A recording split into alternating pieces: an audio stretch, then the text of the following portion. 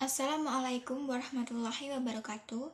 Perkenalkan, nama saya Endah Lestari, NIM 196310626 dari Prodi Perbankan Syariah 4A.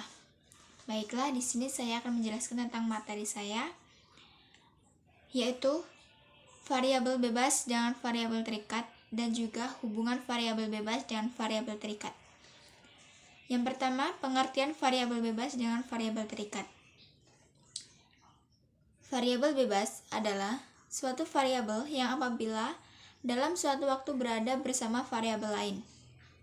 Variabel bebas ini juga bisa disebut dengan variabel pengaruh independen dan disingkat dengan variabel X. Yang kedua, variabel terikat. Variabel terikat adalah suatu variabel yang dapat berubah karena pengaruh variabel bebas. Variabel terikat disebut juga dengan variabel terpengaruh atau dependen dan juga sering disingkat dengan variabel Y. Itulah pengertian dari variabel bebas dengan variabel terikat. Yang selanjutnya saya akan menjelaskan tentang hubungan variabel bebas dengan variabel terikat. Istilah variabel memang erat hubungannya dengan ilmiah atau disebut dengan penelitian. Dalam penelitian, hubungan antara variabel itu sangat penting. Misalnya, hubungan antara variabel bebas atau independen dengan variabel terikat atau dependen.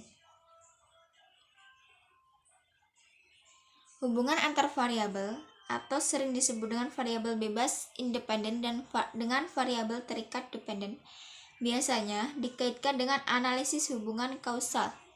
Apa itu kausal? Kausal itu adalah hubungan sebab akibat. Lebih ditegaskan lagi bahwa terdapat variabel yang saling berhubungan, tetapi variabel yang satu tidak mempunyai variabel yang lainnya. Walaupun terdapat anggapan untuk mencampur adukan hubungan dengan pengaruh, namun kecenderungan lebih tercermin kepada variabel pengaruh dan terpengaruh. Dan bidang penelitiannya lebih mengarah ke sosial. Sosial itu seperti masyarakat dan penduduk lainnya itu.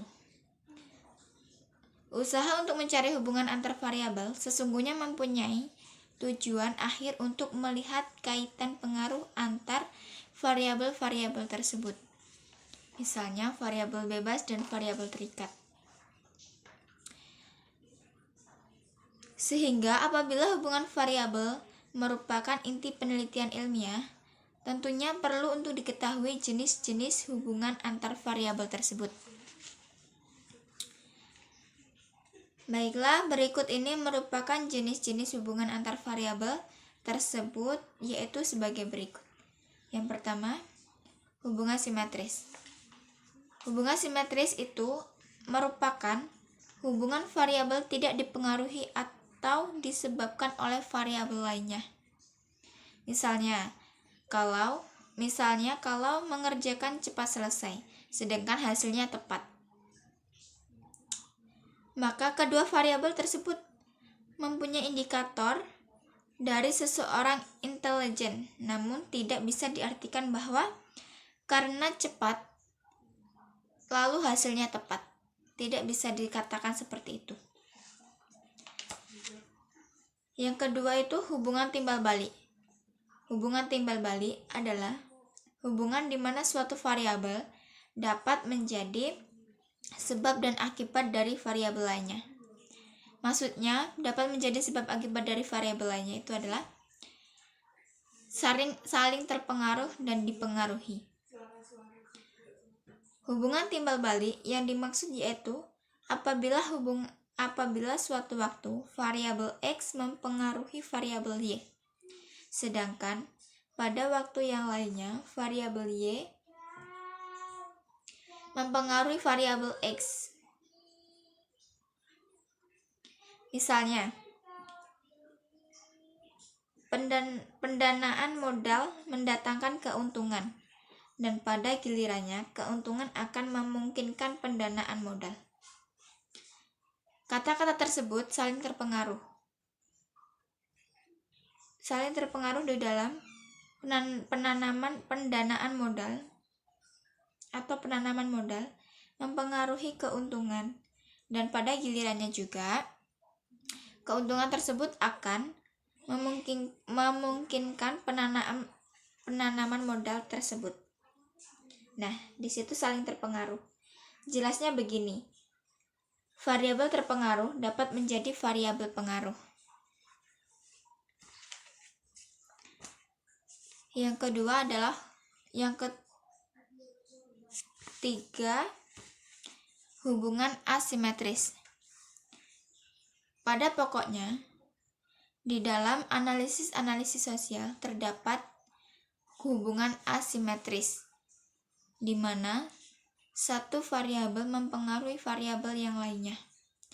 Di dalam hubungan asimetris ini ada beberapa ketentuan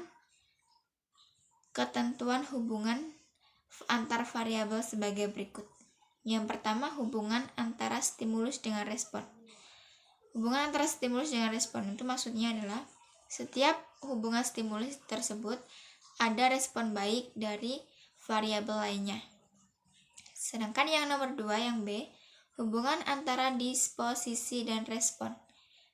Maksudnya adalah setiap di dalam hubungan tersebut akan ada posisi, dan di setiap posisi tersebut terdapat respon antara satu variabel dengan variabel lainnya.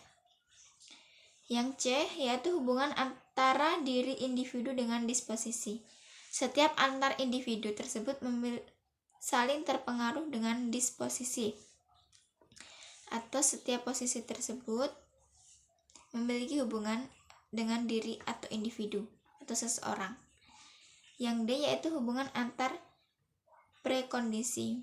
Maksudnya itu setiap kondisi tersebut memiliki hubungan. Yang E adalah hubungan yang permanen antar dua variabel. Maksudnya hubungan permanen itu adalah hubungan yang permanen. Itu hubungan yang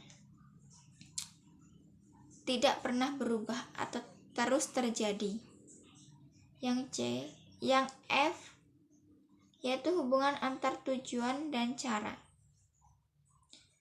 Maksudnya yaitu di setiap tujuan tersebut ada cara tertentu untuk menghubungkan antar variabel tersebut.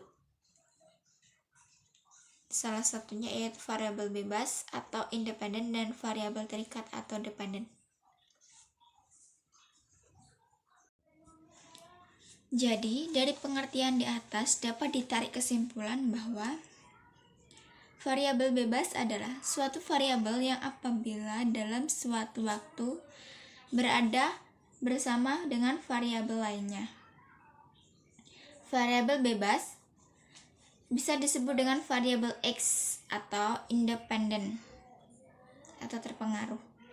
Sedangkan variabel terikat adalah suatu variabel yang dapat berubah karena pengaruh variabel bebas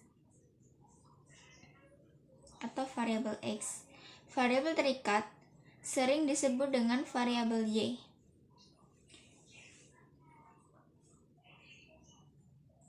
Jadi, bisa ditegaskan bahwa hubungan variabel bebas atau independen atau pengaruh dengan variabel terikat atau dependen terpengaruh tersebut yaitu saling berkaitan. Maksudnya yaitu antar variabel tersebut saling berkaitan.